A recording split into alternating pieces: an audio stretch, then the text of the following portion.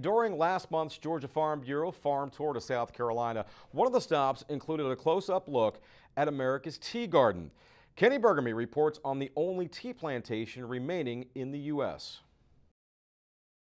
While the majority of the tea that you consume comes from China, India, the continents of Africa and South America, there is one location where you can find hundreds of thousands of tea bushes in this country. Quiet and secluded on Wadmalaw Island in the heart of South Carolina's Lowcountry is home to America's only tea plantation, presented by Bigelow Tea. Like me, most of the travelers from Georgia on the recent tour, it was the first time to see a tea bush in person. One of the several tour guides that describes the work that happens from May through October in the field, factory, and eventually on the store shelves said it's an educational experience. What does it mean when I buy different kinds of tea? One of the big things people learn out here is there's only one plant used to make actual tea in the whole entire world. And that's a big surprise for folks. They think that green, oolong, and black are all different plants, but it's just a different process. When you tour the Charleston Tea Plantation, visitors get a chance to observe the tea plants in the fields under massive oak trees. Check out the one-of-a-kind harvester that collects the tiny new tea leaves that show up on top of the tea bushes during the summer months. Walk through the factory and onto the production floor to see the entire process of where tea is made. And, of course, enjoy the complimentary all-you-can-taste tea bar in the gift shop. Bill Hall, operator of the plantation, told me his tea operation is a dream come true. What happened was the last real attempt to grow tea in America was in 1888 to 1915. A fellow by the name of Dr. Charles Shepard.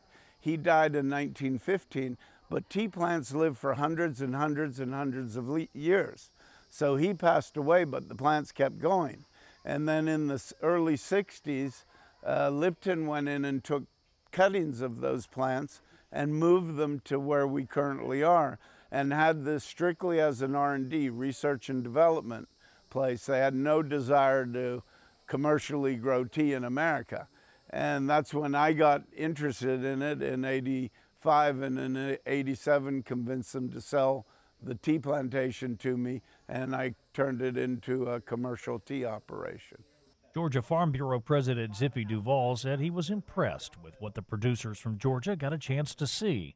It's interesting that we're seeing one of a kind in the country here in South Carolina, and that's really interesting to me, because normally if something is done in America and is successful, then it bleeds over into the other areas of the country and it's duplicated. But so that's interesting to me. The other thing that's interesting to me is the equipment that they have adapted to this operation that came from the cotton fields and the tobacco fields, and how they made those machines adapt to how they harvest this, and they're running a large amount of acreage with very minimal amount of labor. So all that is really interesting to me.